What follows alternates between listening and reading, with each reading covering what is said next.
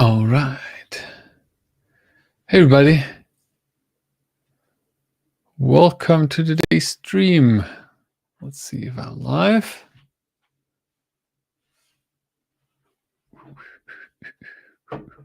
Hello. Let me know in the chat if you're here.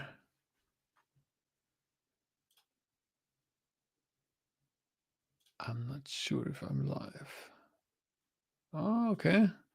Hey, Andy. Hi. Cool. Hope you had a good day, Andy. I actually just redid my homepage, and I think I kept you on the homepage as a testimonial. So I was looking at looking at you for a few times the last week. Yeah. Hi, everybody. So hope you have really a good day. For most people, the day starts. Here's 3:30 already.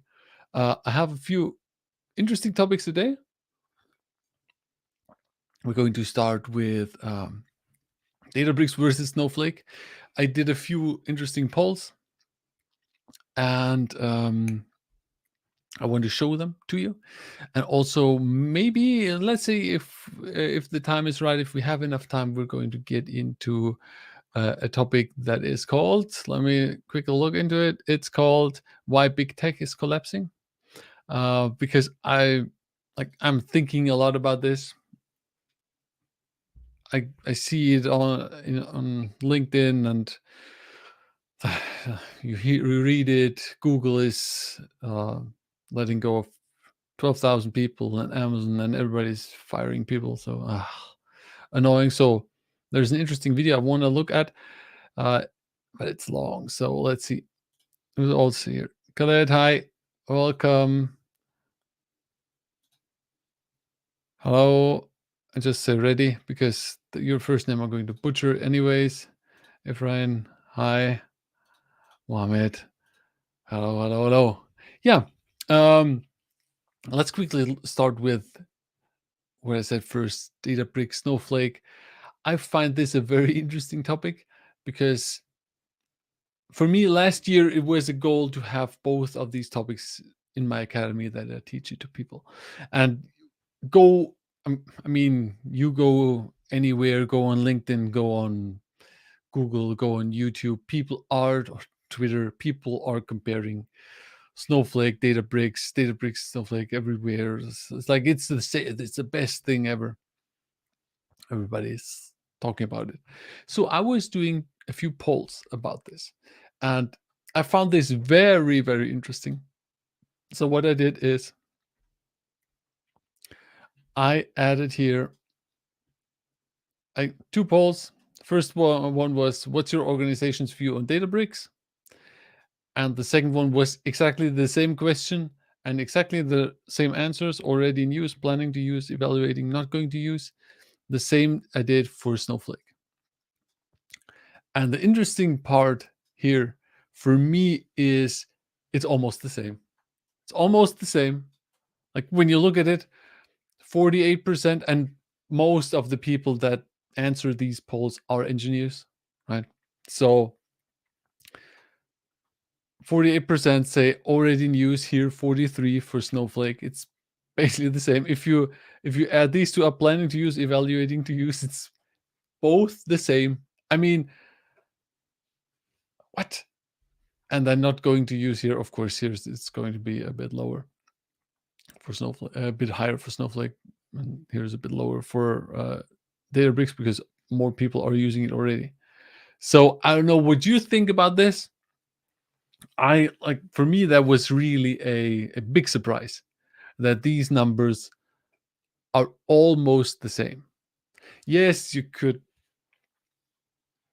say now, okay, these are two tools that have kind of similar use cases, but Databricks as being heavy on processing and stream processing and batch processing, and Spark is maybe a bit more versatile, has a bit of a different use case than Snowflake. But I mean, these are actually big numbers, right? So that was very interesting, and I made actually a follow-up poll to this. Hi Mukesh, um, about this. By the way, if you have questions, if you have comments, put them in the chat. I have time today, so we can have a chat. I can, if you have any questions regarding data engineering or my academy or whatever, my experience or what's like what we're talking about, put it in the chat. I have time to answer it. So these were very similar, right? I like 460 votes here for Databricks, 609 for Snowflake. So it's not like 50 people answered here. There were hundreds of people answering this, right? Okay, interesting. So that was good for me because I already knew that these topics were important because people are using it. But this shows it. Okay, it's important to learn. So if you're looking to learn topics, look into Databricks and Snowflake. It's also, from my point of view and from my experience, easier to learn than going to the cloud platform like AWS and starting to build up your knowledge on AWS because it's so, how should I say this? It's so focused. You can do 1,000 things on AWS and mess up a thousand times or in 1,000 different ways, but the options give you the problem that it can be very difficult, right? Because you need to know what to choose, you need to know how to configure it. And with Databricks and Snowflake, this is a lot simpler. So that was super interesting. Now let's look at the follow-up. Hi, Vivek. So the follow-up, and I wanted to try this, was, okay, which one would you choose and why? Right? Snowflake or Databricks? And a lot of people, 38% said Snowflake, 62 said Databricks. So it seems like Databricks has a lead in here, a high lead in here. The thing was the interesting part, and I have the link to the poll, to the post actually here. By the way, very, very good thing here, 64,000 impressions here. The interesting part, when you scroll through the comments, and well, I can't post it in the chat, but look for this in my timeline. And it has, well, I answered some comments. Where did I see the comments here? 56 comments, so 20, 30 comments. I guess more towards 30. A lot of people here, or actually most of the people here, they were arguing for Databricks. So while the poll actually showed almost 40% arguing or saying they would choose Snowflake, almost everybody in the comments was arguing for Databricks, which was super interesting. Like, why are people arguing for only for Databricks and not for Snowflake? I don't know if maybe because Databricks and Spark in general has that big community and people are very passionate about it. I don't know. It's very strange. Somebody actually wrote this, like, but I don't know if I can find it quickly. I can't find it. Like, isn't it strange? I'm guessing it's the community that is so strong in with Databricks. But nevertheless, again, if you want to get into these topics here, look at this, look at these here. A lot of people use Databricks already. A lot of people use Snowflake already. So that's something to look into. Uh, from my feeling is Snowflake doesn't have that much of a passionate community. I don't know how you see this. Yeah, let's look at Andy's question here. Have you used DuckDB? I've been playing around with it for a week. Seems like a nice replacement for pandas if you wish to use SQL for data manipulation. No, I haven't used it. Sounds interesting. Sounds interesting, but I haven't used it. No. So is it good, Andy? Is it difficult? So I'm guessing this is a bit like Snowflake, where you put the data in the database and then you can manipulate it through like SQL scripts. By the way, SQL or SQL? I already forgot. I made a poll about this, asking people what's the right thing. I think SQL. People were saying SQL. So I'm guessing that's the right way how this works, and can be good if you want to bring the data into the database. I've missed your comments, but do you have a preference over one or the other? Cameron, that's the thing with these two. If I would just go for data processing, right, and would want to have a flexible platform for this, I would go for Databricks, because it gives you the option to work with large data sets in Spark. You can use data from a data lake directly from S3. You can have a data warehouse on top of it. So it's super flexible, and you can just say, okay, I don't care about the storage. I just want to get a stream in, process it, and push it out to a destination. And I think for that case, Databricks is the right use case. For if you think about, I want to build a large data warehouse backed by data lake and want to build something for my analysts, maybe Snowflake is the easier option. The cool thing with Snowflake, what I like with Snowflake, is that with Databricks, you actually need to pay for the processing resources, and you need to pay for the infrastructure that is hosted on AWS. And you need to have an AWS account and everything. With Databricks, you don't have that problem. Yes, it's also hosted somewhere, but they are taking care of everything. So you don't have to worry about setting up your Databricks cluster on AWS. You can customize it. That's an upside if you need to set it up.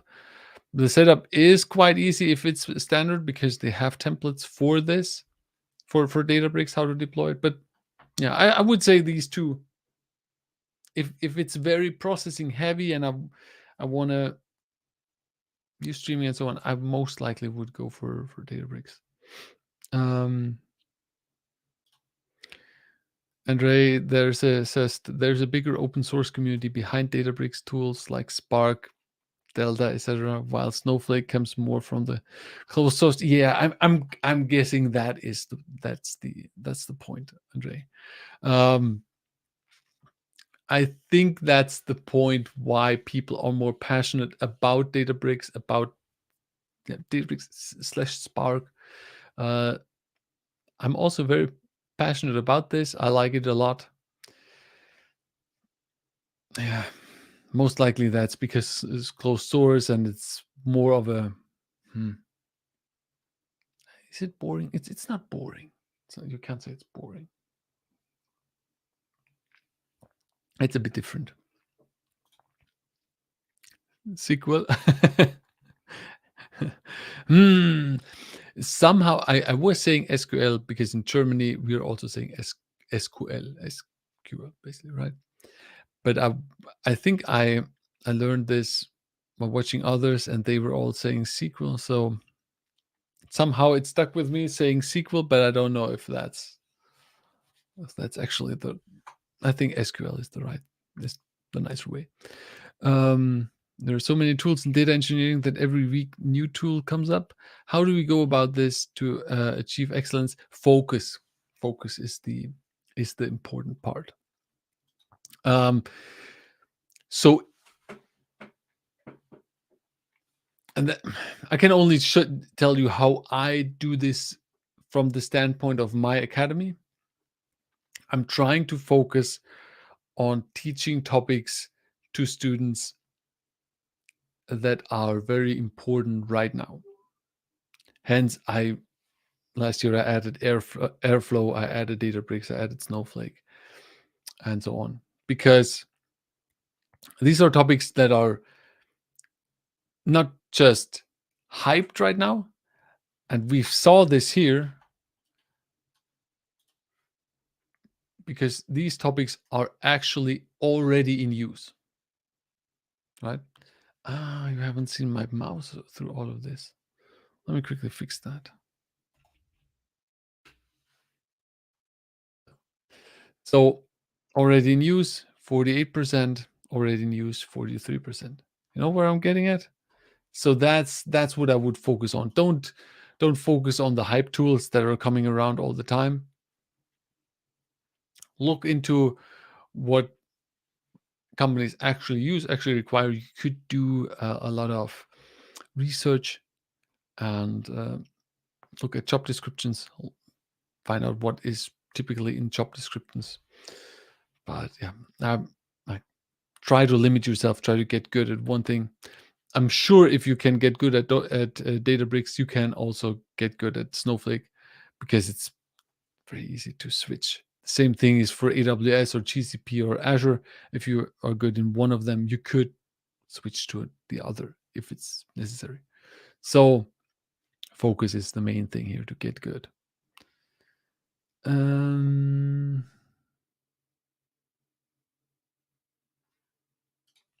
Most sought after skills along with Snowflake. You mean other? I'm guessing you mean other than Snowflake. So I think Dockerized stuff, Docker, and I'm going to add Kubernetes this year. These are topics that are very relevant right now. I would just start with Docker. How can you create Docker containers? How you can deploy Docker containers, for instance, on AWS. I also did that. Teach that in the academy because these are topics that are relevant right now. How can you easily test this with Docker? It's pretty simple. How can you easily deploy this? And the whole CI/CD, continuous integration, continuous deployment part, that's super important. So that's one thing. I would look into one cloud platform and how to process data, how to integrate data, get it in, process it, and a few data stores, and then you're fine. But yeah, these are things I would look into. So it's a big list. You could just check what I have in my academy. Yeah.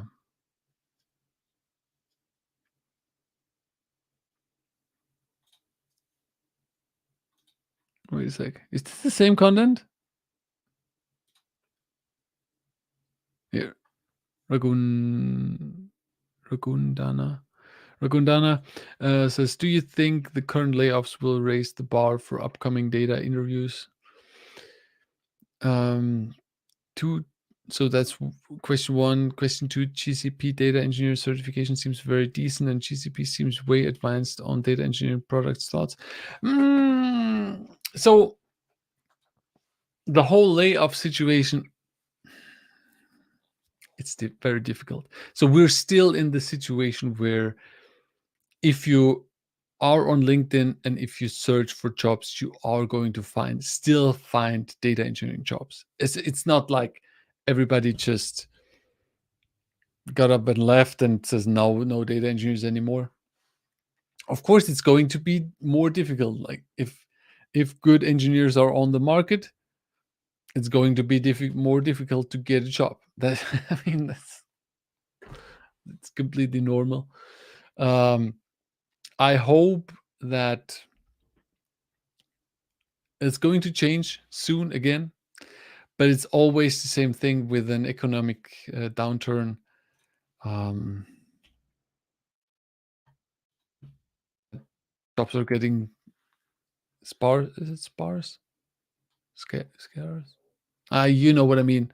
There are not so many jobs and more people applying for the job. So, um, yeah. Let me see. What was the second question? Second question was GCP. GCP is a good platform. I would. So I don't have that much experience with GCP. What I see where GCP is very strong is with machine learning. They have very good libraries. That's I think where they are shining, and Azure and AWS are not at that same level, and that's where they are focusing on, from my feeling, what I see. But nevertheless, from a processing standpoint and like stuff with like BigQuery, that it's amazing, or Cloud Spanner and for relational database and so on. That I think you cannot go wrong with GCP. I personally I like GCP. I did. I also started with it fresh coming from AWS, and it was very nice to set, because I learned this for one of my courses for where I had cloud storage. I used BigQuery, and I used, now it's Looker Studio. It was Data Studio before, and it was very easy to get into it and set it up and everything. Way easier than AWS, from what I see. And yeah, the interface is nice. What I hear is you can do programmatically a lot of stuff very simple or very easy. So if you like Google and you're already in the ecosystem, and go with it, keep at it. Certifications are nice. I saw Paul. Can I find this? Let me see. It must be in my activity because I think I voted.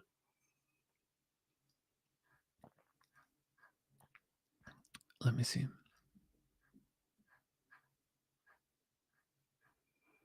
Ah, shit. No, I didn't vote it. Ah, there was an interesting post on LinkedIn about what were we talking about? Searching. What was I searching for? I was searching for a post with a poll.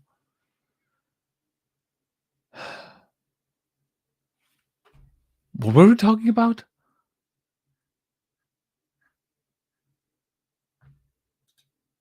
Can somebody help me? I lost my train of thought. Interview.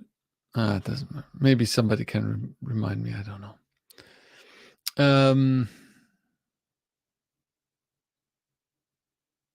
Certification. Yes.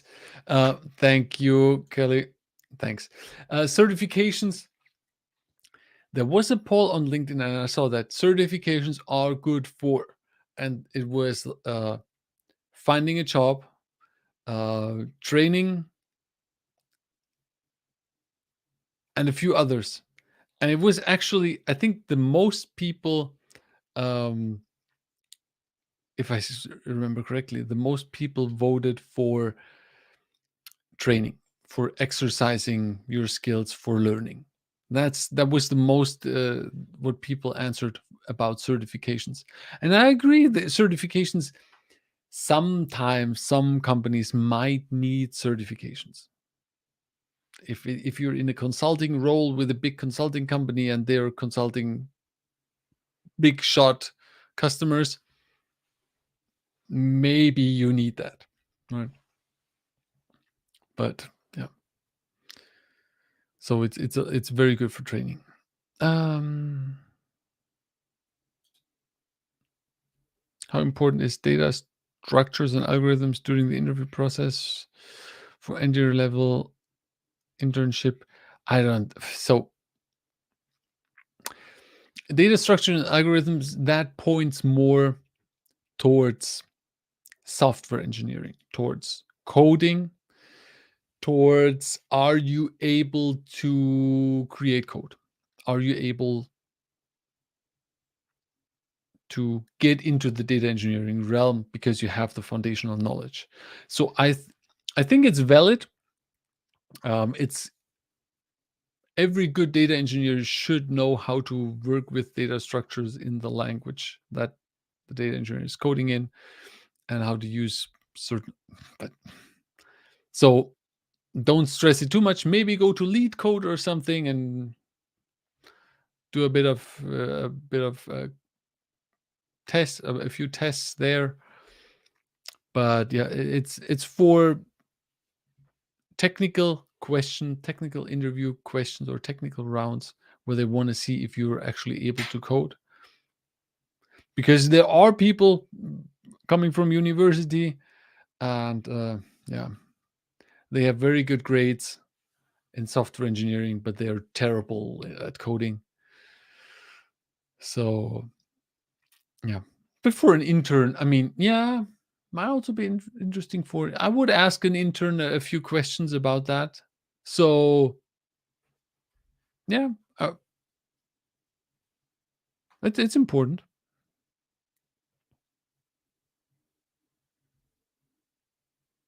Oh my god, can ETL SQL visualization tool? Can ETL SQL visualization tool? ADF, ADLS. Oh, God, these, I hate abbreviations, especially coming from, well, from German to here. I have no idea. I hate this. I know. Snowflake combine data engineer. So you should be able to do all of this as a data engineer. You should know how to do ETL. You should know how to write sorry, SQL queries. Um, how to use a visualization tool. Yeah, that also might be important, because for you, not as in the case of being able to analyze data in a business context, but maybe in a data pipeline or an engineering context, like metrics and stuff. So that's where visualization tools can be important. As that ADF, ABD, ADLS. I'm blanking on these right now. Snowflake. Yeah, yeah. Because somebody needs to bring the data in to a data into a destination.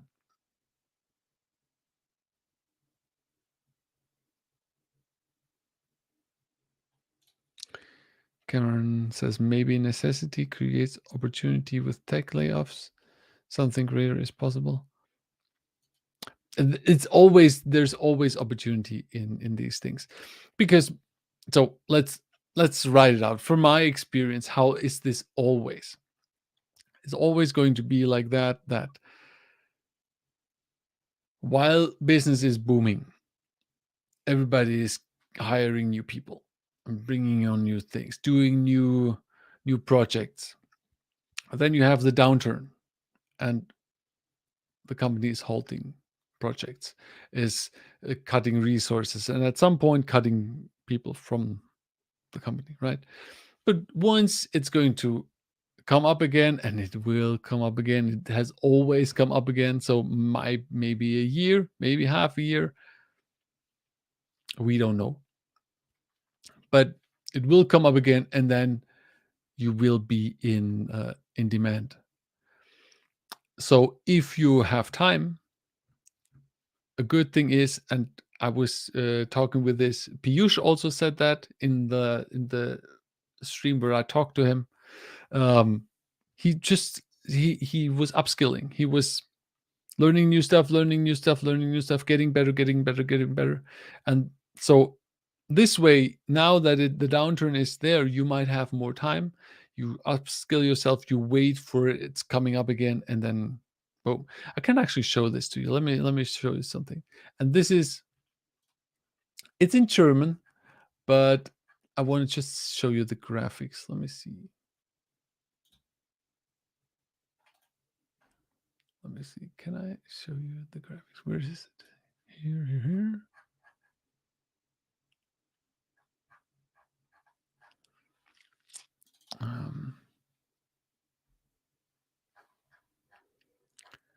That's for Germany, business climate index. So they're already the IFO business institute are creating this here for Germany.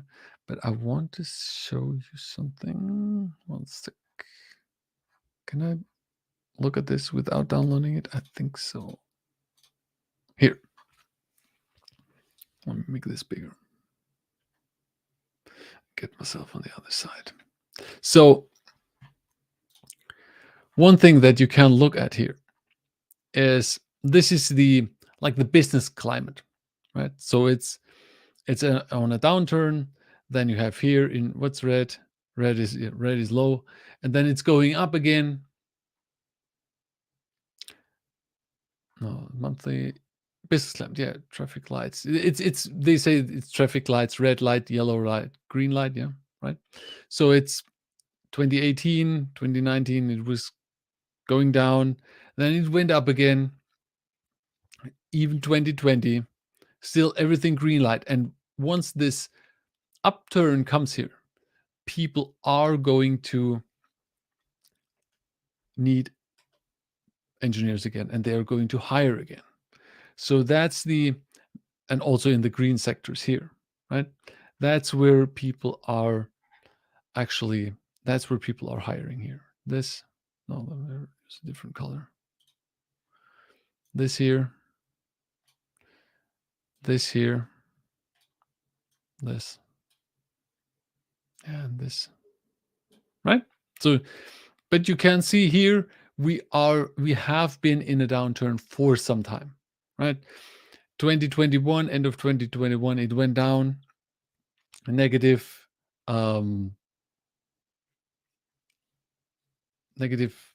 business outlook, or negative how do they name this, probability of expansion. So it's down, and that's why people are actually most likely getting laid off right now, because it has been down for a while. It's not like that this is a thing that's coming up this year or end of last year.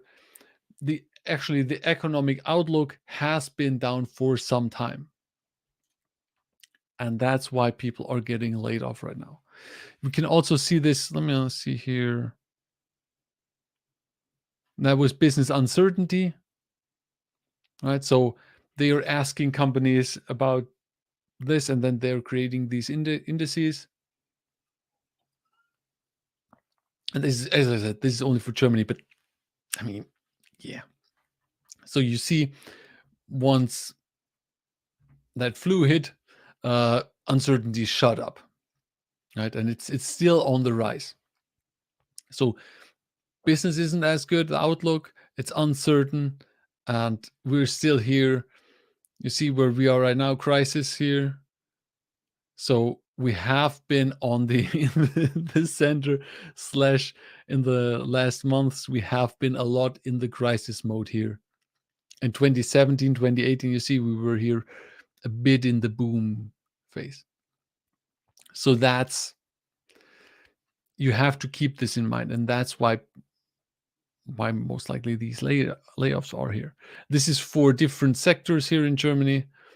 Business expectations are blue. Assessment of the situation is black, and the climate is red. So you see, 2018 it's a constant downturn since 2018, and if you look at business expectations, it has been going down here in every sector. Manufacturing going down, trade going down, construction going down, service sector going down. So I think it's pretty clear what's happening here, right? We are in a downturn, and not just since yesterday. So that's why stuff is happening. That's why people are getting laid off. It's terrible.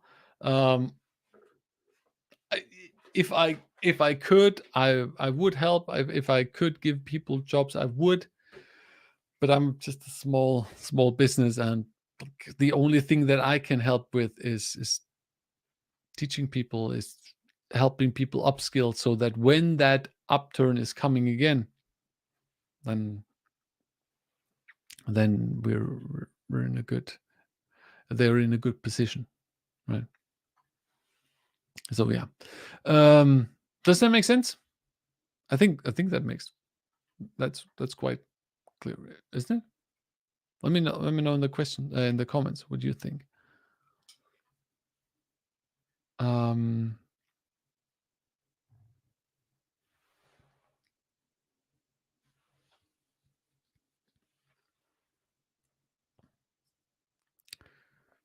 and Ray was mentioning here, because we were talking about the clouds before.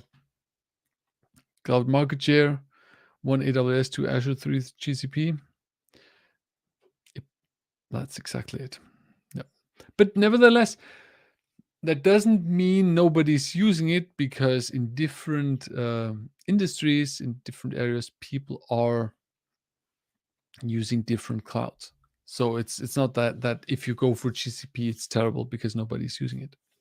So I think that it's if you're interested in it, it's perfectly fine to use to go for GCP. Um, what do we have here? Snowflake. Snowflake success has been its ability to steal business from RDBMS. RDMS provides like Oracle and Microsoft. Yeah, may have less features, but has best user experience and familiar to the target audience. Yeah, Andy, very good. Yeah, that's exactly it. Like they're stealing business from Oracle. They might have not as many features, but it's super easy to set up. It's super easy to maintain. It's, from a cost perspective, very nice, very plannable. The usage or the usability is very nice, very easy. So yeah, that might be the thing. And that's also, I think that also answers here why are customers moving to Snowflake. People want to go on the cloud. They want to find an easy solution. More companies have their data already in the cloud, so why would you struggle with traditional data warehouses and so on? Just get a Snowflake, and it doesn't need to be that it's immediately a full production system, but people are trying it out. People are slowly moving that direction. And if you want to start from zero, you most likely want to go with something like Snowflake or Databricks. Although Snowflake is easier to work with if you don't have Spark specialists. Um,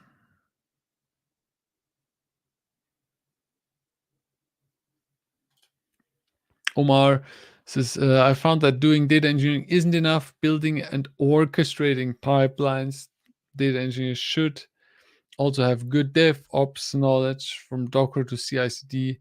Terraform, I don't know necessarily Terraform. I would not focus this onto one topic or onto one tool. What's your take on this? I think you're completely right. That's also where I am. I'm trying to get my students to DevOps towards CI/CD. That's why I'm adding these topics, because it is very important, and it's not just that you create a simple pipeline and be done with it. You need to have these kind of, how do you say this,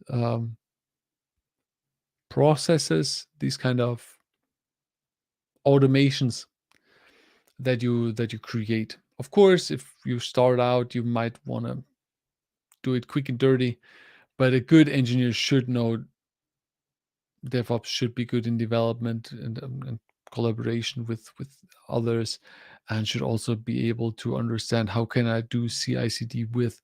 And if you're on AWS, you would look into how to do this on the AWS, um, and so on. Yeah, absolutely, absolutely. Um,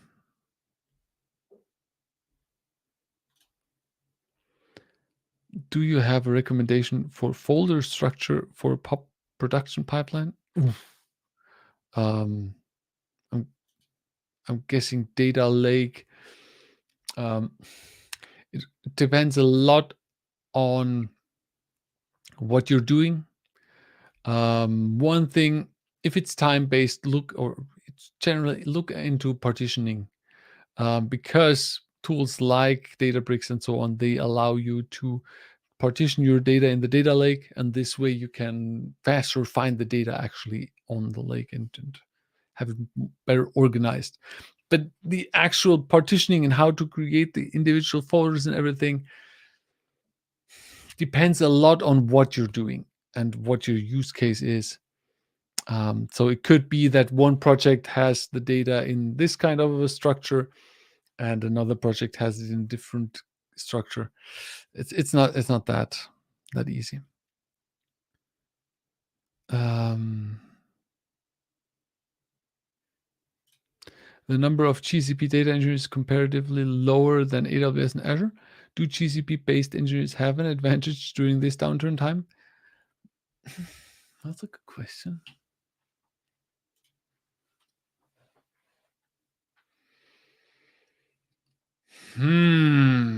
So it's very difficult because this depends a lot on the demand, right? So if the demand doesn't go up, then that could be difficult. Or if the demand also goes down. The other thing is, of course, it's also always good if you are in a situation where there is less competition for a job. So might be good, might be good, might be bad. I don't know. Could be. Uh, it's always difficult to make these general statements. Yeah, I'm not sure. Look at only time will tell. So I think knowing one cloud platform and that you're able to solve problems on this platform, this will be already very, very good. It will be better than now if you're already on GCP now trying to get into AWS, but not really trying, and but rather I would try to look getting very good at GCP, maybe learning more stuff to do, more to do in GCP. That might be the actual way to go here.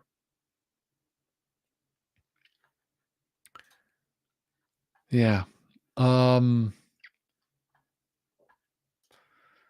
what else? What else? Yeah. Any more questions? The thing is, I wanted also to look into a video, but I think because I actually no here Akasha. So I would start with Python and SQL, and then add the other data engineering stuff. But Scala and Hadoop, forget Scala and Hadoop. My opinion, that's people. Yes, there are people who love Scala. I would completely forget about Scala. Scala is only used for Spark, and I would look into Python for Spark, and then maybe look into Databricks. Start with it with a. Let me show you something. I hate to bring it up because I don't want to make this a commercial. um,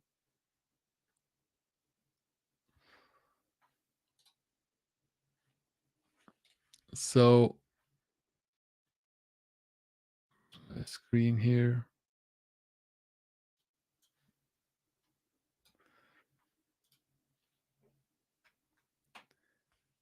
So what I do in the academy, and I think these are things that people should learn, should start.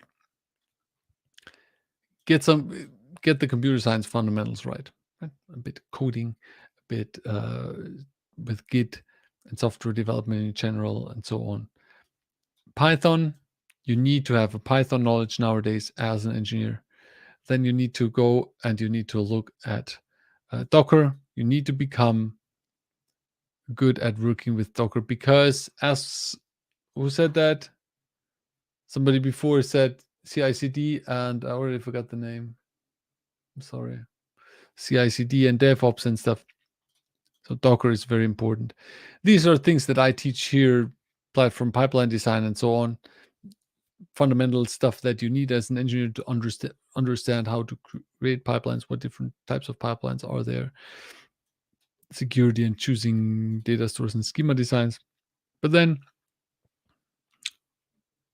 APIs, orchestration, Spark, and with Spark, and then you could go either the open source route or you could go Spark and Databricks, combine Spark and Databricks, and then add Snowflake to it or something, or yeah, go to AWS as well. So these are the things. I think these are the fundamental tools everybody should know, because once you understand how Airflow works, you can work with other tools as well. Once you understand how to create an API with Fast API, you have the fundamentals of APIs, and you can use other tools to create APIs, and also on the cloud. And same goes for stuff. DBT is actually coming soon for us. Yeah, so that's look into that. Just go to Learn Data Engineering. So here's the new website.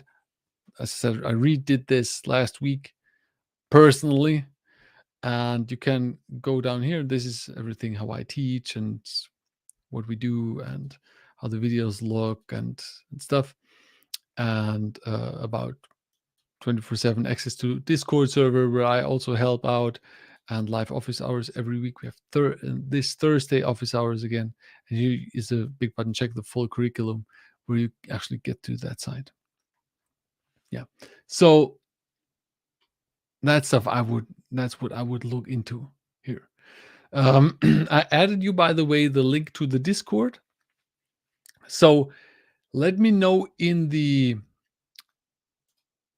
Discord if you want me to look at videos next time and analyze videos. Then we can also do that. And I actually want to check this out in a sec and try this out if you can hear this.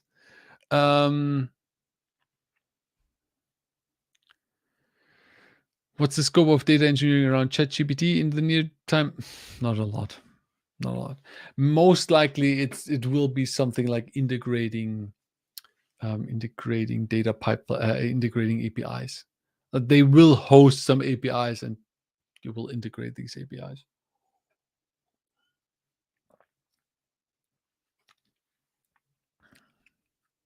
Yeah. What's your favorite service library for data processing? That depends a lot. So you said here, Omar said, for GCP, as I'm in the Google camp, I use Dataflow and Apache Beam. That sounds right.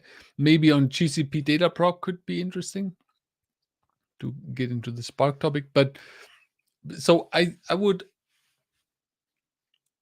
what I would do, I would categorize these in two categories: serverless, it's difficult. Real serverless. Is that something like something? Yeah, like code as a service, something like Lambda on AWS, or Cloud Functions, or stuff where you have your Python code, you put up your Python code, and you can run this directly on the cloud, or actually processing frameworks like Spark where you can process data. And for me, that's the important part. I personally I like Spark. I have worked in the past a lot with Spark. It's very flexible nowadays with PySpark. It's super easy to use. So I'm I'm a I'm a bit of a Spark fanboy, although I don't have that much experience anymore because I'm not doing it every day uh, within a job. I'm full-time teacher, as you might know. So that's it's no longer that I use it all day. And on the other side, something like Lambda functions on AWS or Cloud Functions or whatever that are very easy to use and very easy um, to deploy.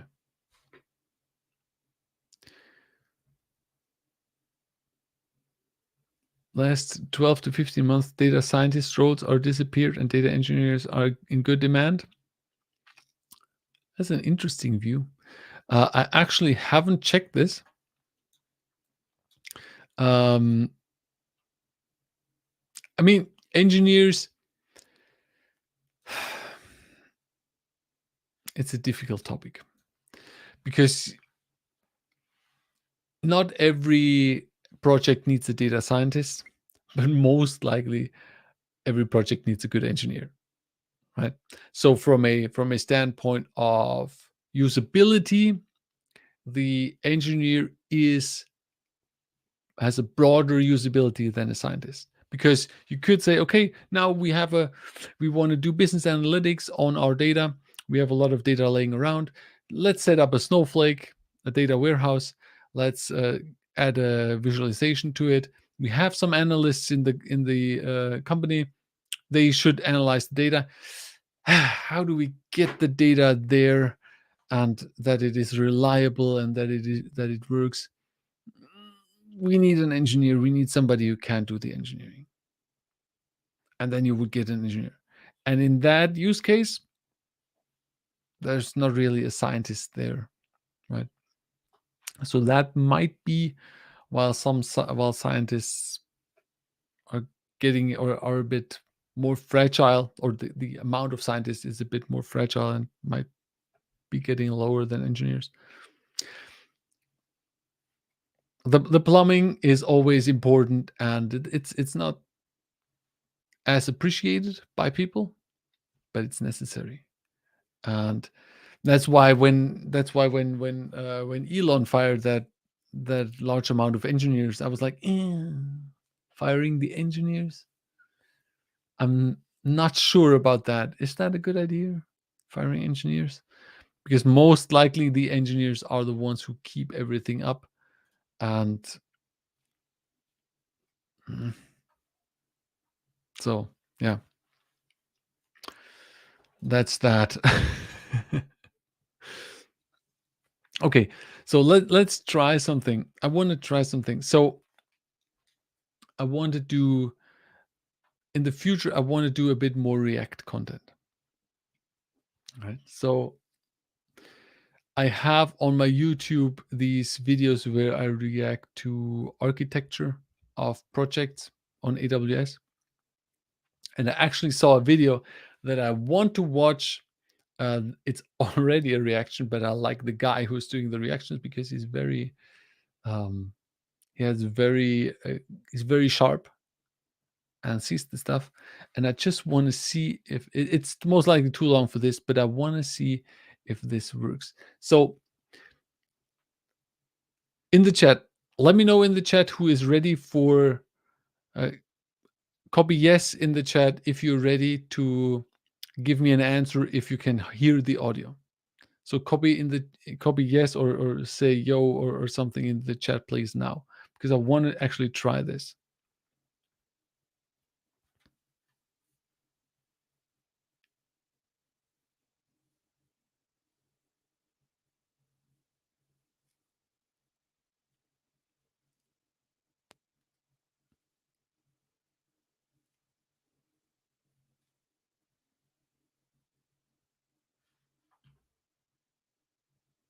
I'm waiting.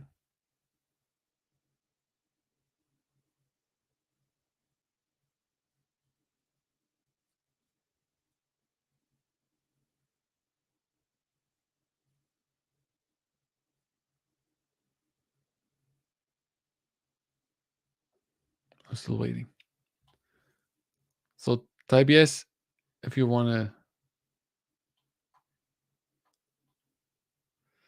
Ah, God. Let's just go and let me know if you can hear something.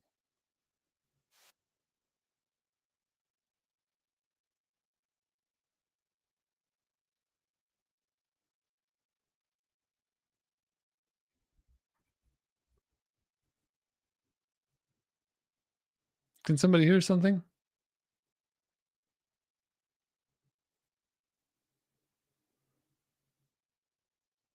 No sound yet?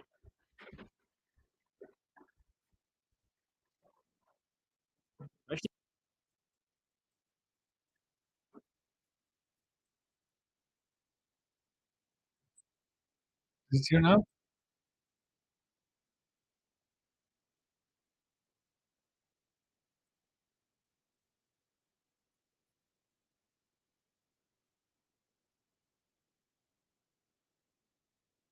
So? Still no?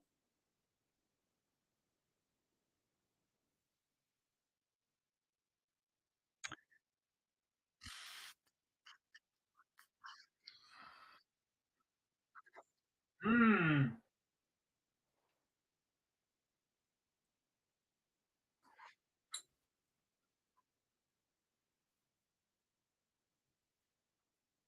You can't hear it?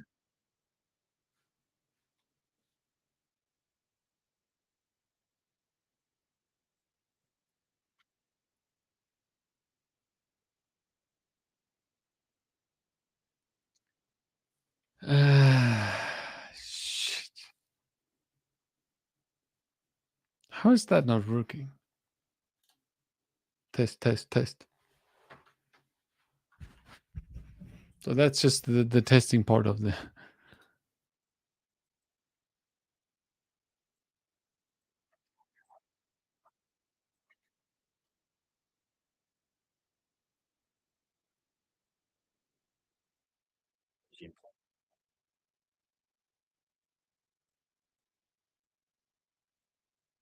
Mm.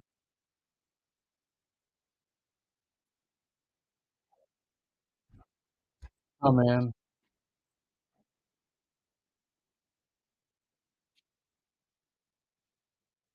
This is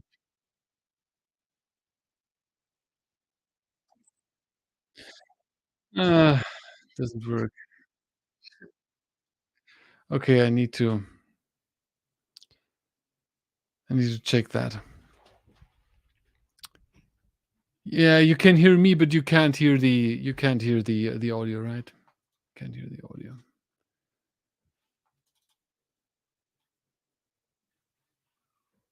So, but that's on. That should also be good.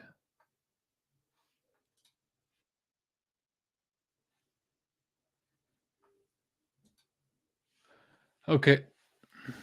Yeah. Hmm. Okay. Doesn't work. Would it work if I do this? Let me see. If I do this.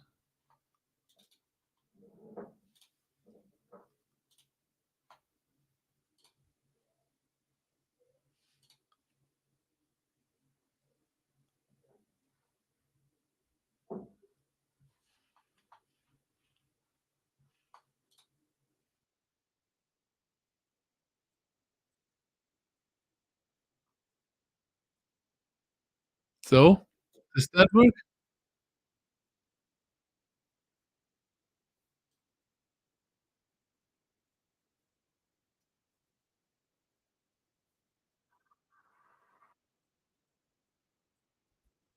Does that work? Does that work?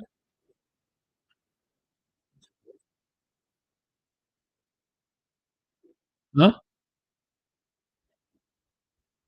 Andy, does that work?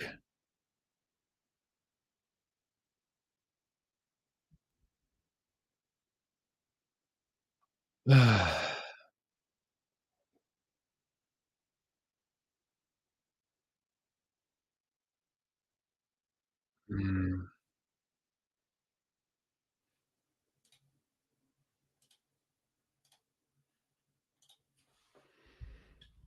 Oh man, that's just sad. Still nothing.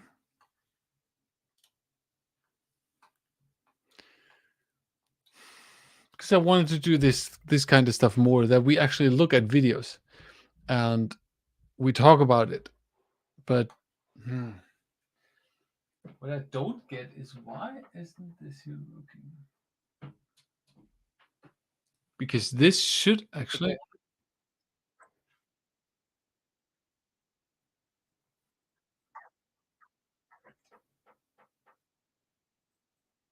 On a real product that provides a value, but functionally for an average person, many people just treat Can you them hear the something? exact same. Business model just didn't appear to be an issue at this point. All these big tech companies were gaining more and more power, and it seemed like they were untouchable because big tech had something invaluable: the eyeballs and data of the entire world. Oh, yeah. You see, ever since they started putting in user data at the massive levels they do now, social media companies were then further driven to maximize their engagement, You hear it? keeping people on the app for as long as possible. How And loud often is as that, possible Andy? Is that became the loud most enough? important thing, which is why we're all Is that louder? Is that as loud as I am, or is that? Turn it up a bit. Okay. so addicted to our phones and our laptops. Let me see.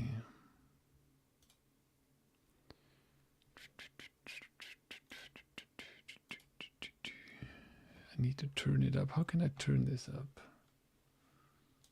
It makes all of these big tech companies billions of dollars, allowing them to sell more and more ads and exploit more and more of your data. And over time, Yeah, and I think over time also, like, there's been more laws against it.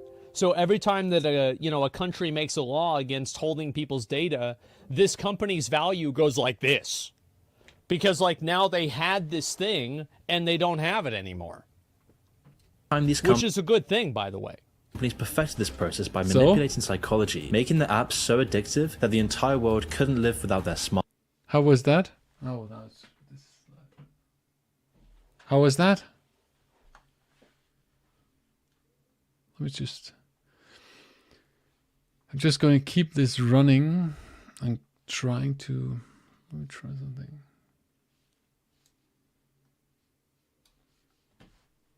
That's still low? Smartphone. And during this process, they found out that anger and fear are some of the best ways to keep people engaged. And so as the algorithms were fine-tuned for engagement, they pushed more extreme and more provocative posts above everything else, putting them in front of everyone's faces constantly, all while censoring any information that didn't fit into Silicon Valley's political narrative. Let me see. That's also another issue, and you're seeing a lot of pushback against that now. Is that traditional main. Why can't I see here some?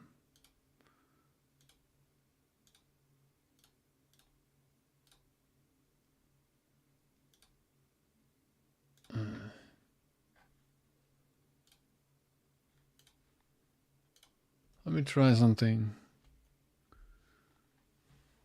Money the companies can make. Business models were shaky and in constant need of investment, or they just didn't make that much money to begin with. Their margins were always incredibly tight. And that's why almost all of these tech billionaires never look at the stock price. That whole period is very interesting because the stock is not the company, and the company is not the stock. And so as I watched the stock fall from 113 how loud to is that? 6, I was also watching all of our internal business metrics. Every single thing about the business was getting better and fast. Because they believed as their technology spread into every aspect of the world, the companies would always ride the wave of future potential. Their shaky We have to remember also, like, a lot of people they treat trading and like stocks the same as people treat NFTs. Is that good? Like, yes, obviously stocks are based on a real product that provides a value. How was the audio with this? No. That would help a lot if we have the audio here.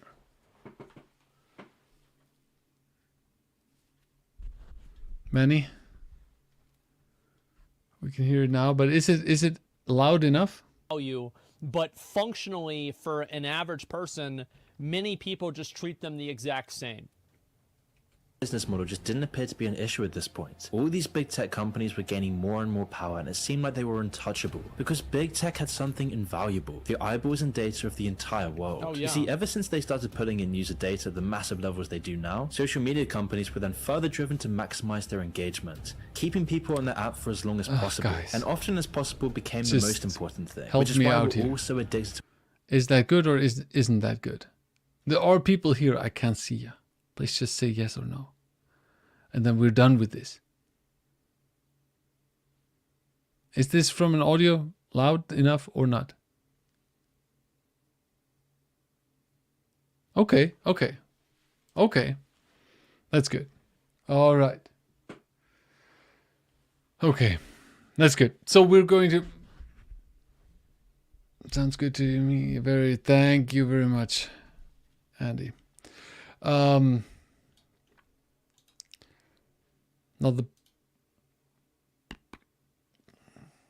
let's just watch this. I don't know. I feel like it's just watching this and do a small watch party because I want to watch this either way.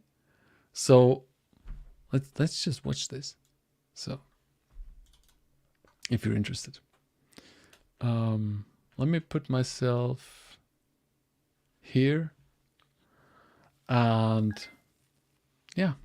Silicon Valley. So this guy here is Asmongold.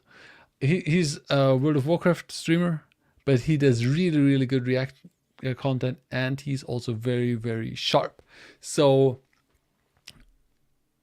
let's see this. If this is interesting, if not, I'm going to watch the other thing. We're going to quit out here. Is in chaos. Almost all of the major big tech companies are collapsing. For example, Meta is worth over $1 trillion in 2021, but just a year later, and their value has dropped by 2/3. And the other giant. You've got to keep in mind that like it's not like Meta had $1 trillion. They didn't have $1 trillion. This was a valuation of the company. And that's something that he's absolutely correct here. I'm wondering why did Meta go down that fast? I mean, yes, we're in a downturn here. Is that because Instagram is struggling against TikTok? Nobody's using Facebook anymore. Like that's I mean aren't far behind. Amazon, Meta, Twitter, Tesla, Netflix have all seen massive revenue drops, and the scale of these losses is unprecedented, especially considering big tech has been so unstoppable for the last decade. In fact, revenues and profits were skyrocketing. Silicon Valley was a billionaire factory, with some of the most prolific billionaires building their names and their bank accounts on the back of big tech companies. Bill Gates, Elon Musk, Jeff Bezos, Mark Zuckerberg, Jack Dorsey, all of them were created by the massive tech boom of the last 4 decades. But then the bubble popped, and now it's actually interesting. Yes, these are all the big names, and it's been going up ever since. So there's another app and another dating app, you know. So at some point it needs to stall again. But are we really here? all the biggest names in Silicon Valley are seeing their revenue plummet, firing hundreds of thousands of employees, with the stock value of almost every big tech company. I feel like also like a big factor with this too is that the economy has been going down. Like that's also the truth. Like it's the beginning of a recession, and people are getting laid off. Like in the last 10 years, we haven't had that happen. Yeah, and you've already seen we've looked at that earlier, at the chart. So it's not the recession isn't just starting now. It's here for some time. We just didn't feel it, but companies had that outlook that wasn't very good, and they were already on the brakes. We're not like very.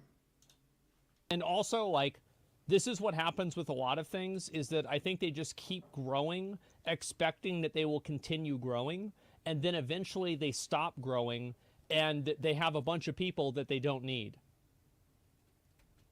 Falling dramatically. That's actually a good point. Because companies are basing growth on the expectations. Because you would be too slow if you would just start now. So you're growing and you start hiring now, then you're already behind. So you need to, when the expectations go up, you need to immediately hire.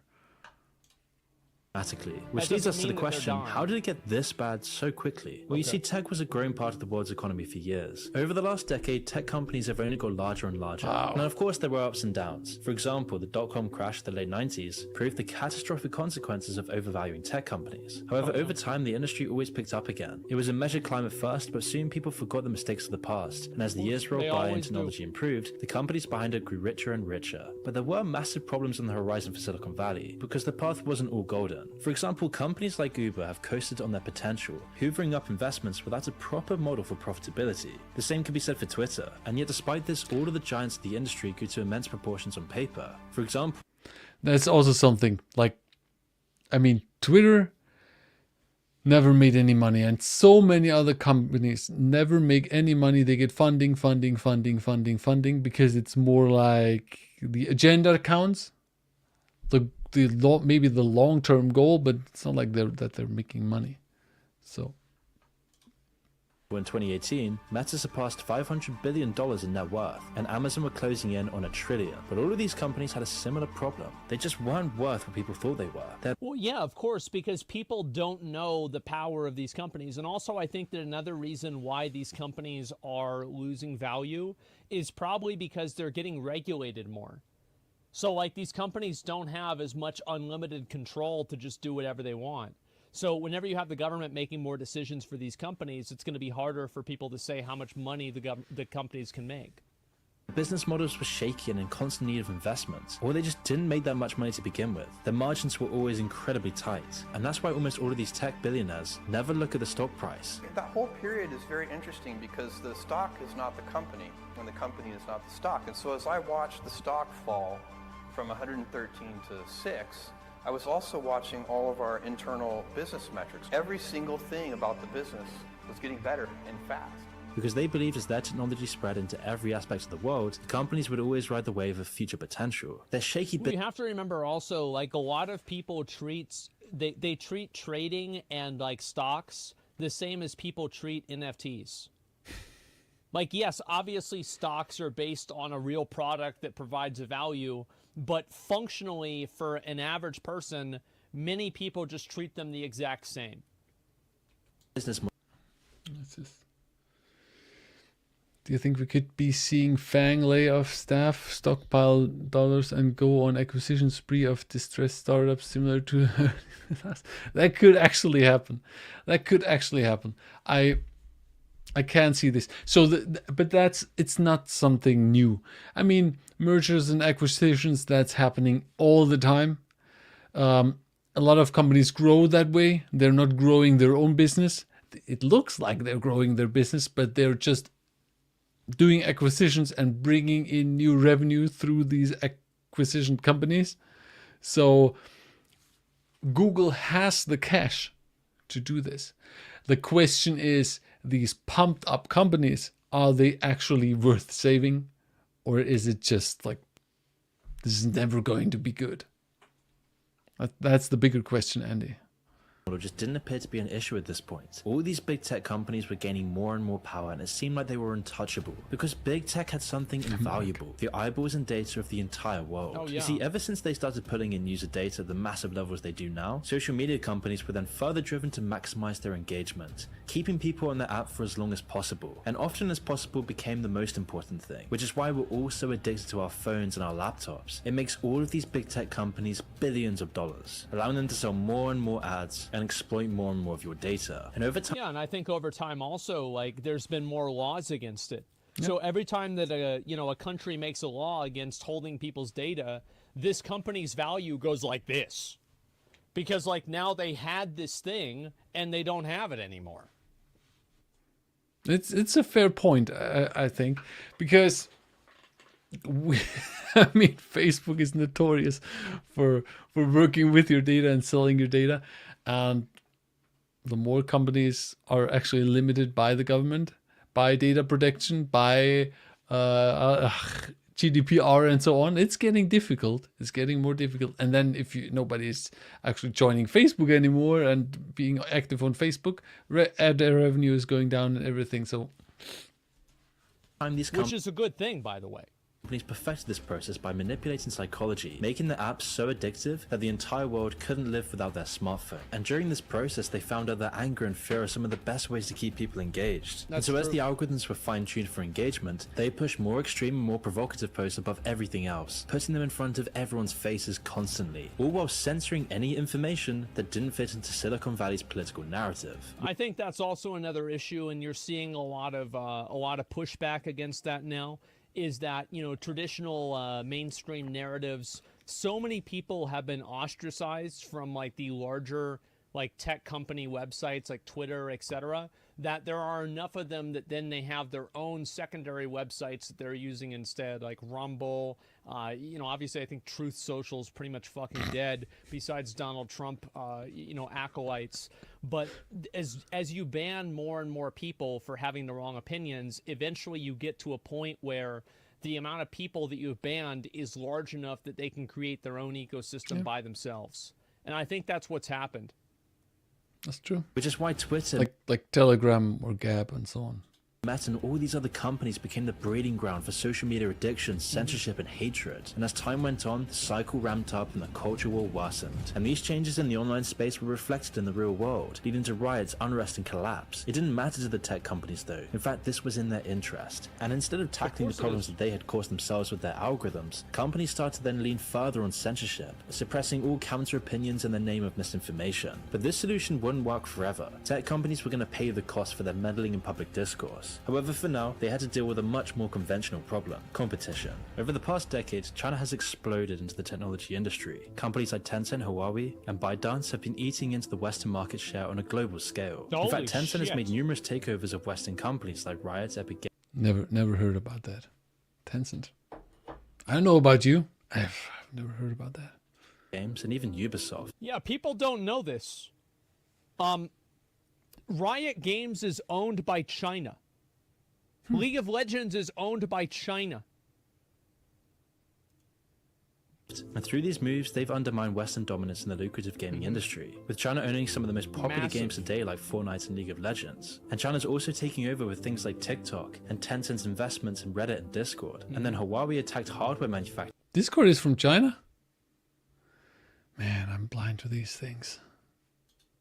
Releasing cheaper alternatives loaded with Chinese data collection technology. Xiaomi did the same, but to even greater effect. Despite only being founded in 2010, they've gained over 12% of the market already. Wow. ByteDance is probably the most sinister. I mean, China was well aware of the disruptive powers of social media long before the West had any idea, and they studied what the Western companies were doing with engagement and turned it into an art form. With TikTok exploding in popularity by playing on Silicon Valley's addictive business model, and by learning from Silicon Valley's successes and mistakes, TikTok has grown by 400% every single year, seizing Western social media companies' audiences from under their noses. I think that TikTok will usually, like a lot of there's always the new app that the kids use, and the only thing that you can be sure about is the new app will not be the old app.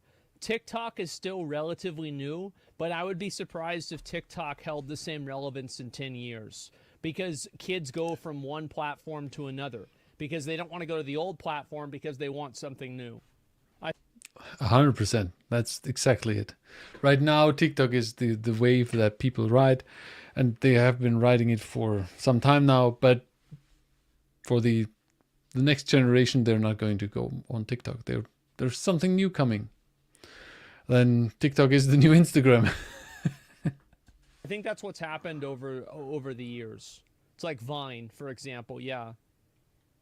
Which is why almost every major app has now adopted TikTok's short video model. And to put it plainly, this is a targeted attack on Silicon Valley. All these companies have incredibly close relationships with the CCP, which has given them enormous room to scale up. Because no matter how profitable these companies are, they've always got the Chinese government behind their back. And this gives them a massive advantage over the West. They don't have to deal with pesky human rights laws, ethical impediments, or even profitability. Instead, they can be safe from the knowledge that as long as they pull the party line, they can get away with virtually anything. And this isn't just within China, this is everywhere. They get government backing abroad, as all of these Chinese big social media sites are practically a third party of the Chinese government. And as they work in tandem, these companies have become an unstoppable force. And so whilst the Western tech companies are always at each other's throats, China's tech giants have been allowed to build their monopolies in peace, which is why every day China gains a little more ground on the West.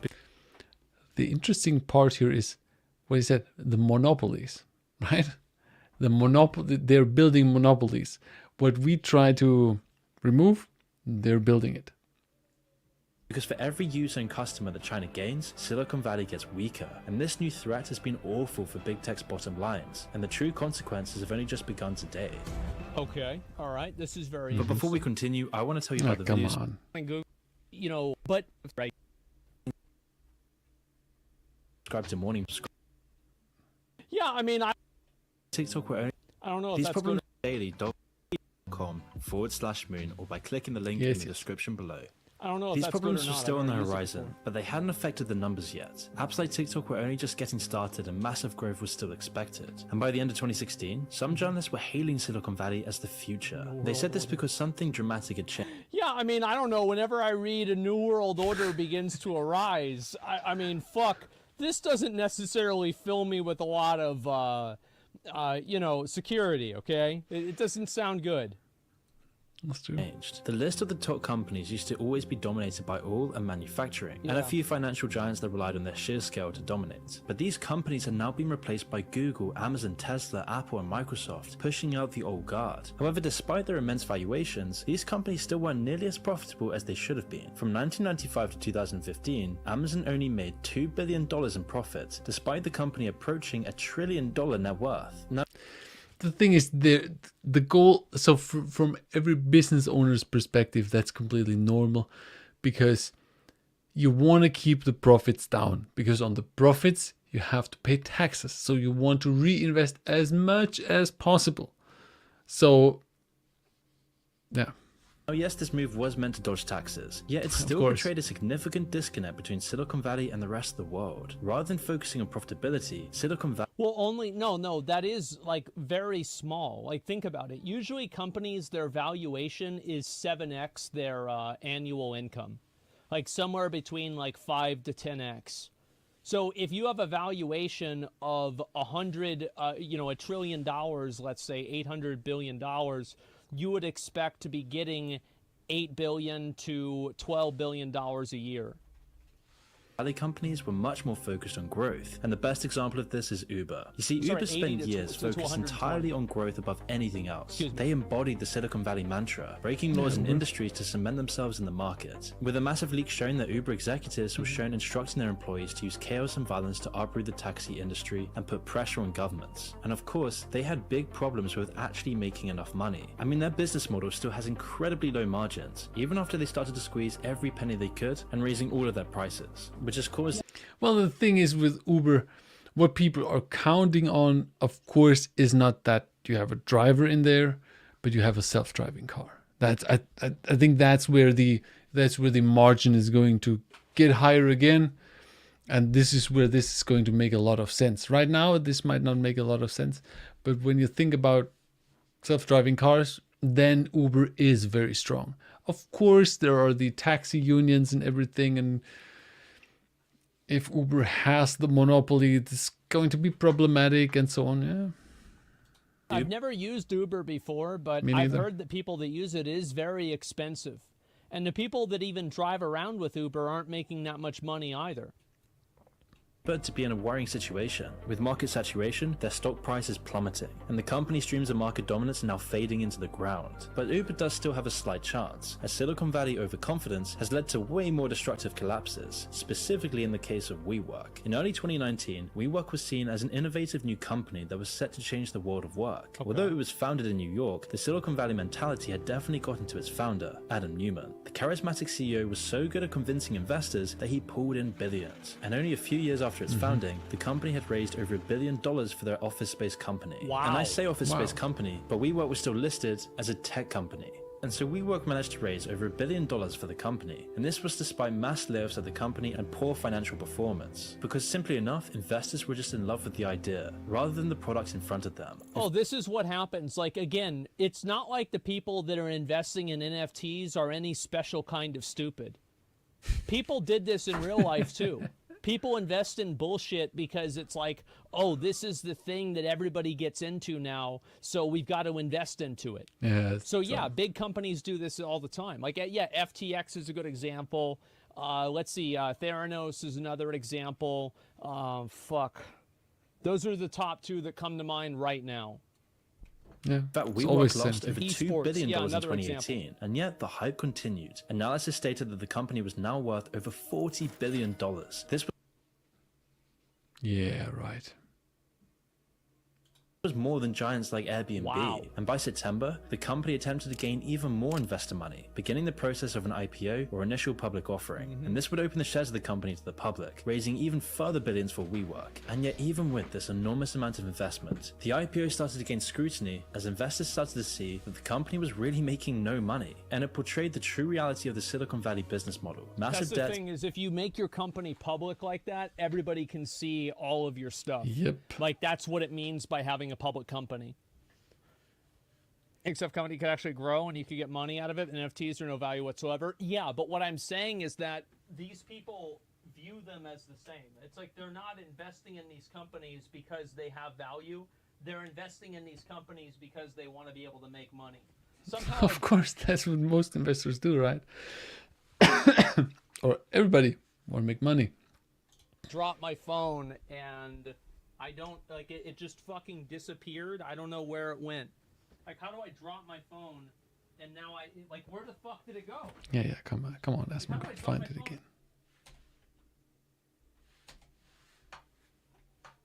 Oh, there it is. Behind the Pepsi box, and yeah. money. And so their $40 billion valuation was cut by 3/4 in a matter of days, resulting in Whoops. 20% of the company being fired. And Yeah, because people finally realize that, it's not real. It's not a big thing. Exactly.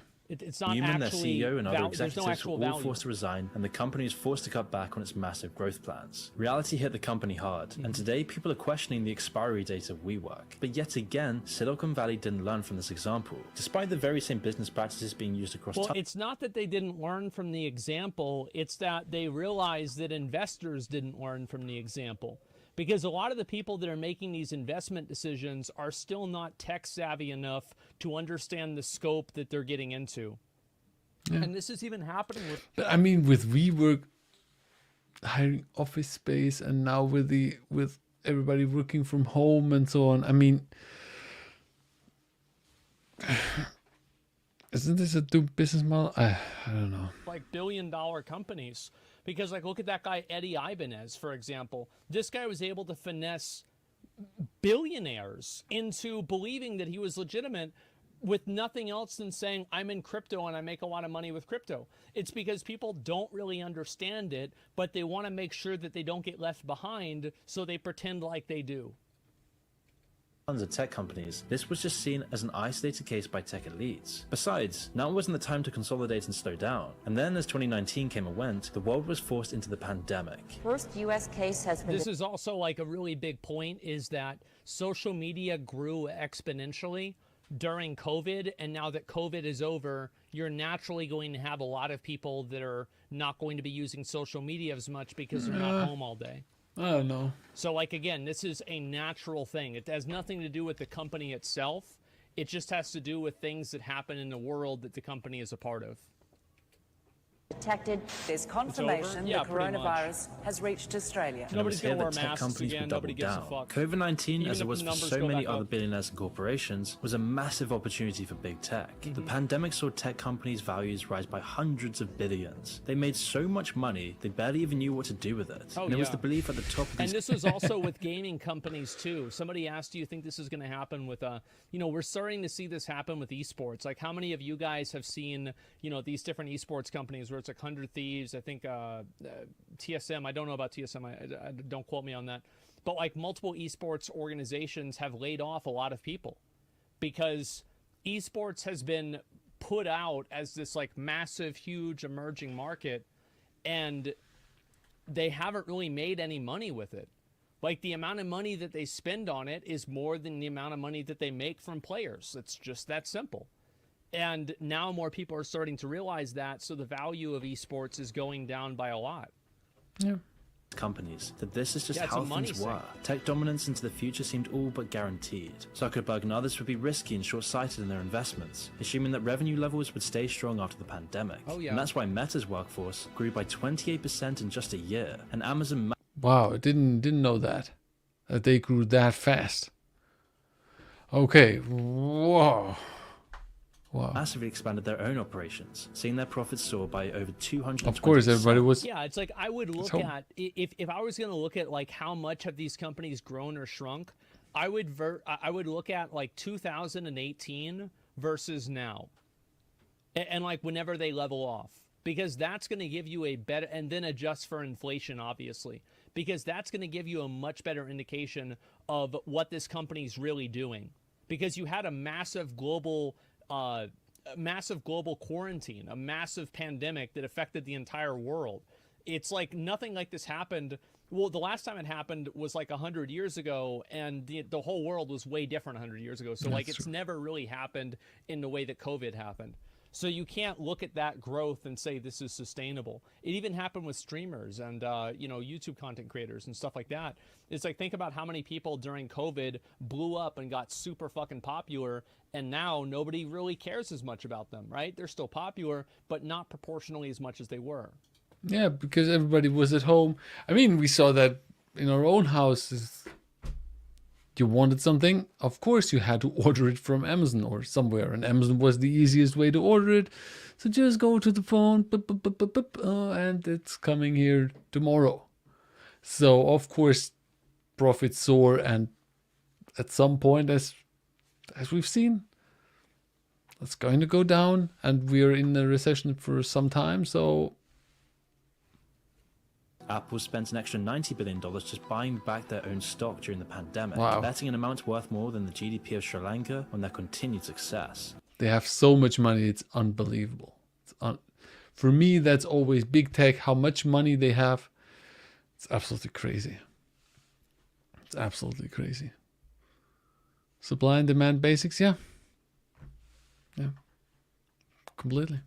You see, tech companies made massive investments into themselves, betting that the good times would never end. And it was this overconfidence that meant that when their profits finally did start to slow down, they wouldn't be able to cope with it. But overconfidence wasn't the only problem that was. But also, as profits soar, your tax is going to soar. So, of course, you need to reinvest in it, because that's the best way of taking all that excess cash. Investing it in the business, yes, it will get worse, but if you invest it right, you're winning. Passengers. So it's dangerous, or it's a thin line to work with this. In the pandemic. You see, the culture war was getting more and more intense as people spent more time online. Unwinnable arguments raged as people's lives got measurably worse. And whilst the pandemic was lucrative for tech companies, they were some of the only winners, with lockdowns completely destroying the economy, putting millions out of jobs and businesses out of business. And it's the pandemic was great for streaming. If you were a streamer, That's true. a world pandemic where a bunch of people are dying and they can't leave the house is a good thing for you. It's the same thing as these companies here. It's like Netflix. This is massively financially beneficial. impossible to measure the negative effects of the pandemic on people and their mental health. However, what was measurable was the heating up of the culture war. And eventually the result of this would be social media fatigue. People were just sick of the culture war. And China was now also closing in on Silicon Valley, as over the pandemic, TikTok... I think also it's not that people were sick of the culture war. People were sick of only being able to have one perspective. For me, it's the first thing would be actually being sick of the culture war. Although here in Germany it's not that difficult or that complicated as in the US. I think the US media is pushing this a lot more. And then if you had another perspective, you could get banned. Like, that's it. You would just get banned off of the platform for misinformation or anything like that. That's why people had problems with it. And it's like I said it whenever it was happening, right? It's like, this is obviously not going to last, because eventually there's going to be enough people that are just like, fuck this, we're not going to deal with it, and then they just make a law and it doesn't exist anymore. That's just what happens. And it's already starting to happen now. You're seeing, obviously, Twitter got bought by Elon Musk. None of the problems that people had with Twitter exist anymore, and the platform has changed. grew by... Yeah, that's true. Twitter was very one-sided for a very, very long time. I absolutely agree. hundreds of millions of users, surpassing 1.1 billion in 2021. However, all of these combining factors hadn't affected big tech yet, but it would only be a matter of time. Meanwhile, the tech billionaires were enjoying their moments in the sun. Jeff Bezos spent millions on a personal space trip, whilst Elon Musk... better. Oh, you're saying like Twitter is worse now? I think Twitter is pretty much about the same, if you want me to be totally honest. The only difference on Twitter is that now people are openly saying COVID was fake. My experience on Twitter actually hasn't changed. Like, I think that a lot of people that are saying, like, oh, Twitter's way better, or Twitter's way worse, the only people who Twitter is better for are people that are, like, conspiracy theorists because they're not getting banned. Everybody else, everything else, it seems like it's all the same. It's the same thing. Like, I'm not that often on Twitter, but when I'm on Twitter, I'm searching normal stuff. I'm searching data engineering. I'm searching professional things. And it hasn't changed at all. So for me, who cares? Musk became Times saying, like, it was better for people that wanted to express other viewpoints. Person of the Year for 2021. But all of this would turn out to be some of the last good news these tech billionaires had, as once the world finally opened up again, it signaled the end of Silicon Valley's boom, even if no one believed it. For example, at Meta, revenue growth had risen to over 50% in the summer of 2021, but it dropped sharply over the next 9 months, falling to just 5% by the first quarter of 2022. Amazon also saw a sharp decline, from over 40% to around 7% in the same time span. Even usually stable companies like Microsoft or Apple suffered the same fate, seeing their growth levels fall off. So what happened here? Well, all of the growing problems that Silicon Valley thought they could ignore were finally making their mark. And whilst they had been shielded from the pandemic recession by artificial demand, that was all over now, and the economy was only getting worse. So people began to spend much less on products. People didn't care about ads. Essentials became more expensive, so people had less disposable income. We see that everywhere. Stuff is getting expensive. And you said I don't buy this, I don't buy that. These ads I don't care about because I'm not going to buy this. When I look alone about the pricing of the power here in Germany, it's crazy. It's enormous, and it's getting ridiculous. So, yeah, then ad revenue is going down, and people aren't buying stuff. It's crazy how expensive shit is at the store. Like, That's true. I am astonished. Like, I'll go to, like, Wendy's or something like that, and a hamburger will be $5. How the fuck do people afford this? Yeah, eggs are so expensive. I don't really eat eggs, so I'm not sure. But, like, this is just nuts. How much is, like, if you live in the U.S., how much is, like, a dozen eggs? Or 2 dozen, like, a thing of eggs? 3 something euros here. 3.50. $200? Yeah, I don't think so. How much is your $2 steak? It's still about $2. Maybe it might be 2.5 or 3. God damn, $8? I'm actually going to check next time I go to the store. I'm curious about that. Wow, Holy shit. that would be crazy. A boost as well, as people made up for the lost time. And on top of this, the culture war had burned tons of people out as well, leading to less usage of social media. A Canadian survey found that less people were using Facebook, YouTube, and Twitter in 2022 than in 2020. And the only tech company that was spared from the decline was TikTok. Their growth was unimpeded, maybe because they're artificially propped up by the Chinese government. But it was clear for everyone in Silicon Valley that they were losing their audience's attention. And with this dramatic reduction it's because TikTok does a better job of showing people content that they want to see. That's why. And it's a better content delivery mechanism than Facebook is. It's absolutely true. And also the short videos is like you can end up scrolling hours on these short videos, and it's going to send you all the time interesting things. Like the TikTok algorithm is very good. Compared to for stuff like Spotify, that gets very annoying if you create a Spotify. I don't know if you have tried it. If you create a Spotify playlist and you add stuff to the playlist, it's only going to send you more of this. So you cannot create a variety playlist, but it's only going to recommend the same stuff from the same artist and so on, which is, please. Straight up. That's why. It's winning because it's better. Yeah. intention came dramatic cuts in their profits. And this is when the crack started to show. Tech companies have become so focused on growth that when it dried up, it hit them much harder than other industries. Over the course of 2022, tech companies lost more and more money, leading to their CEOs to make some erratic decisions. Musk took over as CEO of Twitter after years of negotiations and legal yeah, and this is also important to keep in mind. Like, obviously everybody talks about like Twitter having to fire a bunch of people, but Meta did the same thing. A lot of these social media companies are doing the same thing, and like tech companies. It's happening all over the place, like Netflix too, for example.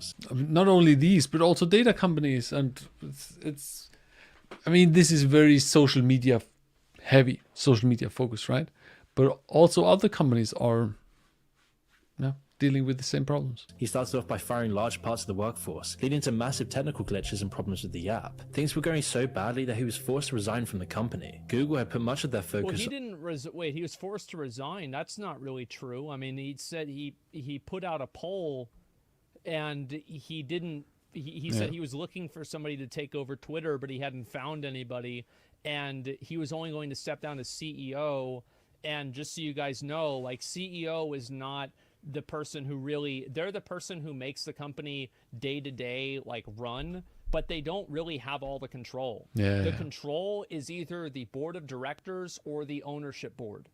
Those are the actual people in control. If they don't like the CEO, they just kick them out. That's it. They're gone. And then you stayed a cloud console. But as with every other big tech company, 2022 also saw its demise, being forced to refund everyone who bought it without Google actually getting the products back. Additionally, Uber saw a sharp decline in their business, to ruthless competition, massive leaks, and higher prices. Meta stock value dropped by around 60%, with Tesla's dropping by 70%. So once 2022 was nearing its end, tech companies realized it wasn't going to get any better anytime soon. They needed to cut costs, which is why you started to see articles of these big tech companies firing tens of thousands of workers. Like with Microsoft firing over 1,000 employees, then Stripe, a growing startup, letting go of 14% of their workforce. Elon was forced to lay off nearly 4,000 people from Twitter, with Meta following shortly after, laying off a further 11,000 people. Amazon cut their numbers by 10,000, and all of this has happened in just over a month. Plus now Google with 11 or 12,000. Eventually, Amazon would double their numbers in December, as clearly they hadn't shrunk enough. And these weren't minimum wage employees either. They were both high-skilled and incredibly... What's also you have to keep in mind with Amazon is that Amazon workers are competing with robots. Like, there will be a time where whenever you buy something from an Amazon warehouse, there will be one person probably that just makes sure that the box goes to one place or something like that. I don't think that even will happen. These things will be, these warehouses will be automated completely. It lights out facilities where nobody's working in there except robots. Maybe, but other than that, it's going to be completely automated. So it's like, you remember back in the day, whenever you go to the store, your mom would take you to the grocery store and there'd be like, I don't know, 15 cashiers or 15 aisles open. And now you show up at the same time and there's 3 aisles open and there's like 15 different self-checkout stations. True. Well, guess what? The same thing's happening at every single other company. You know, jobs are being consolidated. They're being replaced by automation. They're being, stacked on top of each other. There are certain amounts of people that they didn't really need based off of different types of accounting practices. And like, okay, well, you don't really need 15 people. You only need 12. And so like, what does that really mean? It means 3 people out of every store get fired. That's a lot of fucking people. So that's why Amazon is going to lose even more people, is because Amazon has physical labor. But it's not just that. It's also tech, and as we've talked about earlier, they are investing. They need to spend their money, so they bring in people. They bring in resources, or they invest in people, invest in resources to spend their profits, to lower their profit, and then at some point, Are we good? Refresh. Okay. I work for a manufacturing company for fulfillment center automation. Can confirm. Exactly. So yeah, this is just what's going to happen, is that Amazon employees, like, you've got to keep in mind, like, it's not a hard job to go to aisle 75, pick out a pair of shoes, and then put the shoes in a box, right? Like, this isn't something that takes a lot of brain power or thinking or decision making. You could program a robot to do that. And guess what? That's what they're doing. Expensive employees, and in total over 1,000 tech companies fired over 150,000 workers. The Silicon Valley had made their bed with their risky investments and growth-focused ethos. The same companies that had fought over these workers in the talent wars, which was just a year or two ago, were now letting them go and incurring massive costs in the process. And it wasn't just going to cost them at the time either. These firing sprees represent a massive amount of people with incredibly valuable skills. A job board called Tech Jobs for Good has seen massive increases in skilled job seekers off of the back of these layoffs. People have seen the fast life of big tech companies. I would also say that Tech Jobs for Good being a board is probably not a very good benchmark because I've never heard anybody use it before. No, me either. I think that if you want to look at LinkedIn or something that's a much more mainstream job, job marketplace would be a better use, because that could also just be endemic growth that company could have. Exactly. So LinkedIn is the benchmark. And somebody said before, like, they see scientists' jobs go down and engineers staying stable. Yeah, could be that's what's happening right now. But as we've seen, they got a lot of people in. They invested a lot of capital in that, and now they need to shrink it down. And unfortunately. And now instead looking to make a difference despite a small hit to their paychecks. And this is one of the ways in which the collapse of big tech will inadvertently benefit the world. But perhaps this is symptomatic of a much larger trend in our economy. As going into 2023, with the UN predicting we're going to be in a massive recession, it seems like Silicon Valley can only expect more and more suffering. The future looks grim. Ad buys are low, which has hurt all of the social media companies like Meta, and supply chain issues are now threatening hardware companies like Apple and Microsoft. Governments are also now souring on big tech, seeing their influence as destabilizing. Microsoft's $69 billion acquisition deal for Activision and Blizzard is being debated by monopoly watchdogs around the world. The FTC has already tried to block it. Meanwhile, the whole tech industry is waiting for another court verdict on recommendation algorithms. Google... I think that's... this is going to happen very soon too. This is the video that we had already watched. I think it was the Captain Sparkles video that we took a look at. Could very well just be a bubble. Market will recover. I'm guessing it will recover. It's just... The problem with ads is ads are useless if people are not spending stuff, right? So naturally, that's what's happening. I think that what's going to happen is that social media will cease to be global, which is a very sad thing. I find it to be probably one of the most culturally empowering and culturally progressive things that we have global social media. That you can actually talk to somebody that lives in Saudi Arabia. Now, they're probably using a VPN to get on there. However, you can talk to them. And you can actually hear from these other people in a completely different world, a real person that doesn't have a vested interest. They don't have a global agenda. It's like, how was your day? I think that goes so far in making people less xenophobic, less racist, and in general, be able to understand each other better. I think it's huge. Yeah, that's true. Is being sued for recommending videos made by terrorists, which then incited an attack in France. And if they're found liable, this will upend years of legal doctrine stating that digital platforms aren't responsible for what people post. The results of the case will dictate what's allowed for years to come and will possibly cripple companies like Google and Meta. It is very clear to everyone. Let's see. That's all doom here. Let's see.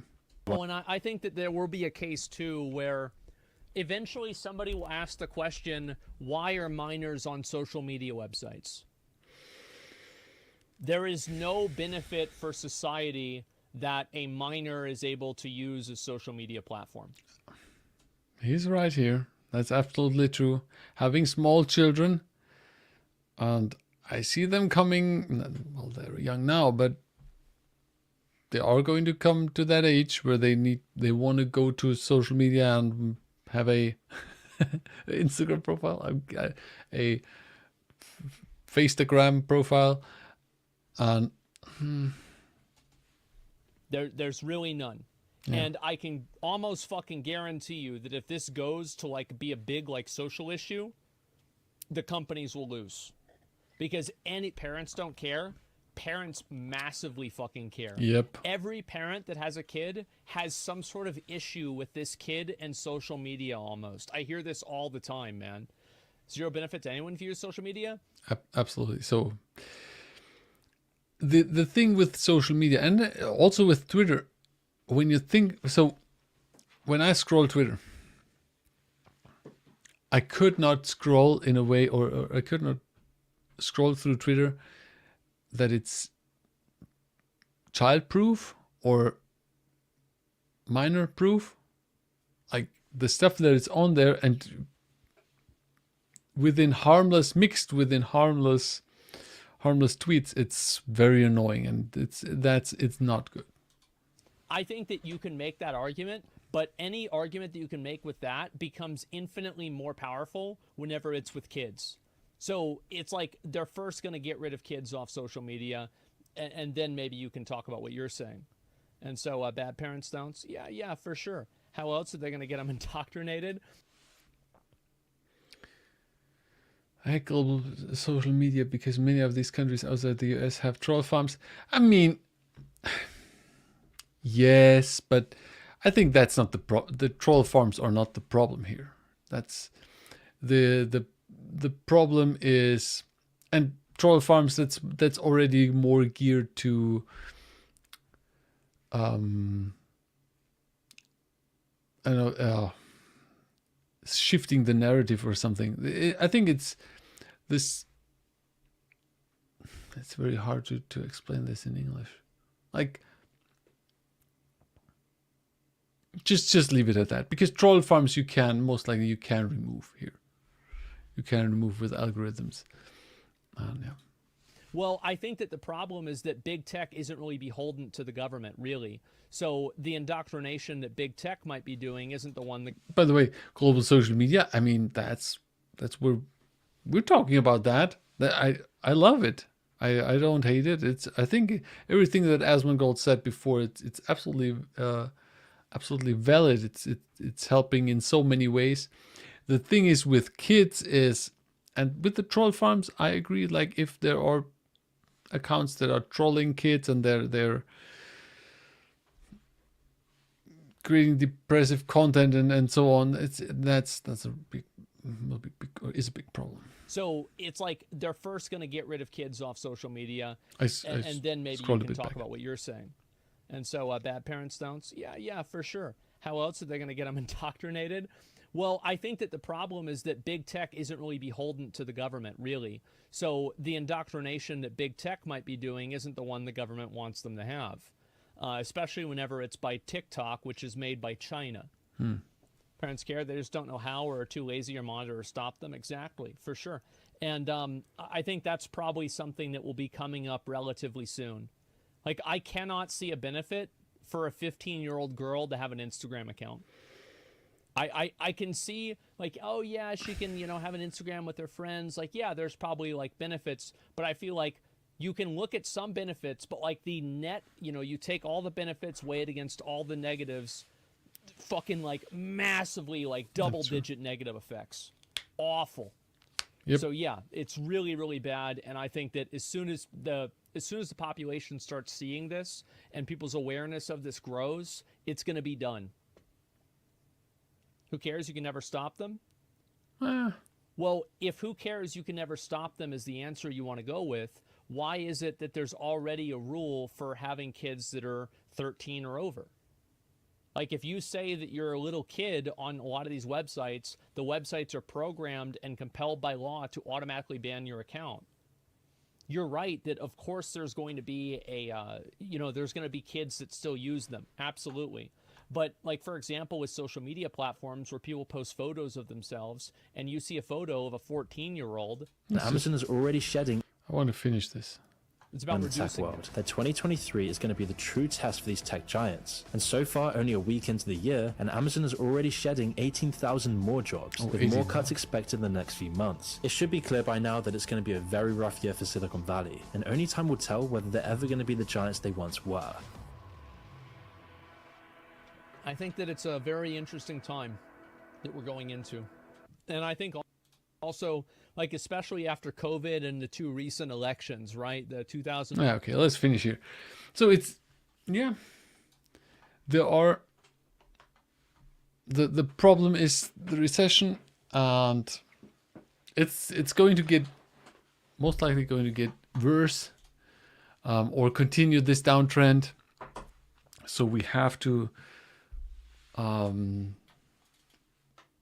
look at this and take this serious.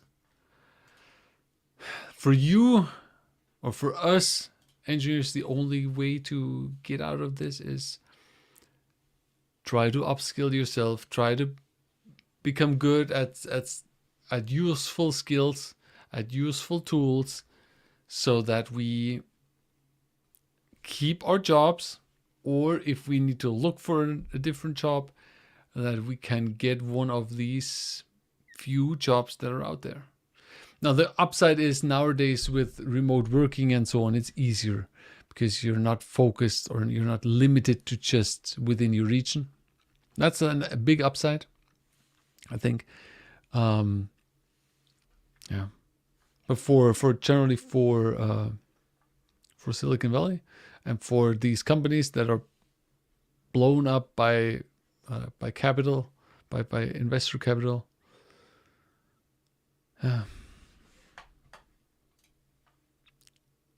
learn Rust. That's my backup. Let's go. Doesn't matter what, as long as you learn something and as you keep yourself updated and useful. That's the main thing. And document. When you learn Rust, Mister, document it. All right, guys. So that's enough for today. We're in 2 hours in here. That was fun. As I said, I have the on YouTube and on LinkedIn. I think the Discord is below in the description. So go and check out the Discord and put there other stuff. If you want me to watch other stuff and react to other stuff, put it in there. I'm going to do it next time. Or send me an email to hello@learndataengineer.com or something. Right? So, see you later. Thanks for being here. To the few people who are still, well, we still have almost 20 people. 20 people with YouTube and LinkedIn. You made it to the end. So I hope that was fun for you. Was something a bit different. And yeah. See you later. Goodbye.